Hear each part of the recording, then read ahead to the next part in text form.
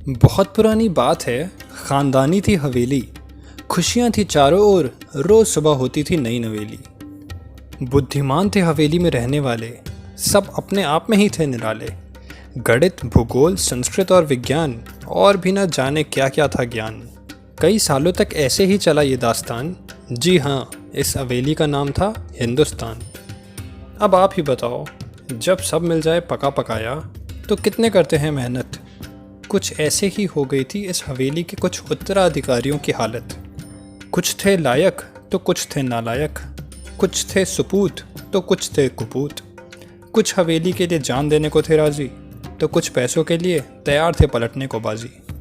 पड़ोसी कुछ आए दोस्त बनकर, किसी को ना पता था कि होठों पे थी हंसी पर हाथों में था खंजर। ये पड़ोसी कुछ अलग ही रंग के थे और इनका था एक ही सपना।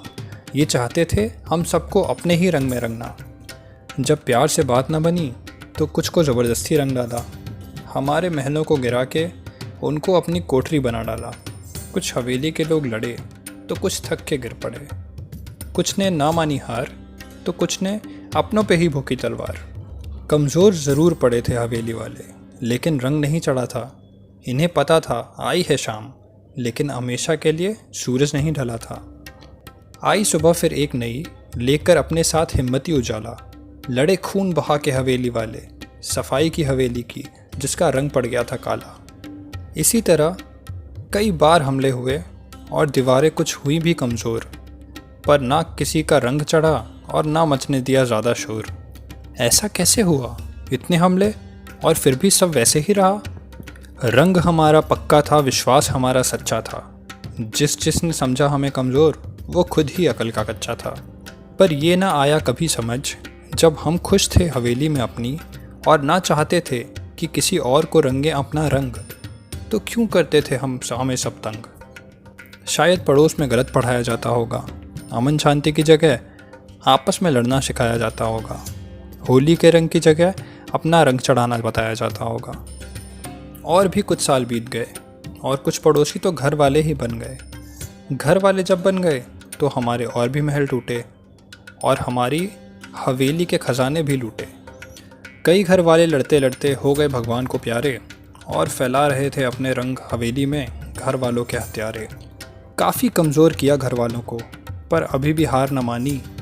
कभी लड़ता था इनके खिलाफ़ कोई राजा, तो कभी शहीद होती थी कोई रानी। यूं ही बीते और भी कई साल, छुटकारा मिलता रहा कभी, तो कभी हाल होता रहा बेहाल।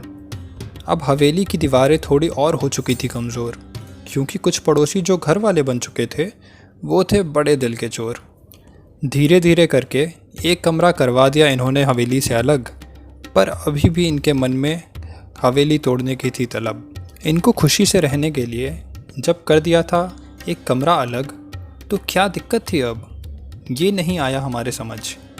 इनका मकसद ही था हमारी हवेली को तोड़ना, इसी कारण हमें एक और कमरा पड़ा छोड़ना। कई 100 सालों की ये तकलीफ़ झेल झेल के परेशान हो गए हैं अब, और अब हमें ही असहिष्णु कह रहे हैं सब। खुद की हवेली के करवा दिए बंटवारे, अब क्या चाहते हो भाई, अपने ही घर के बाहर चले जाएं सारे। कहानी ये ना होगी कभी ख़त्म, क्योंकि चार दीवारी नहीं है ये केवल, ये है हमारा वतन। अगर सहना आता है हमें, तो आता है इस हवेली को बचाना भी। हमें झुक के नमस्ते करने आता है, और आता है गलत को अपने आगे झुकाना भी। जिनको जिनको दिक्कत है इस हवेली से, एक दिन गुजारो उन 2 कमरों में। रोते हुए आओगे वापस, याद रखोगे अपनी हरकत, फिर भी हम गले लगा लेंगे, क्योंकि कुछ ऐसी ही है हमारी फितरत।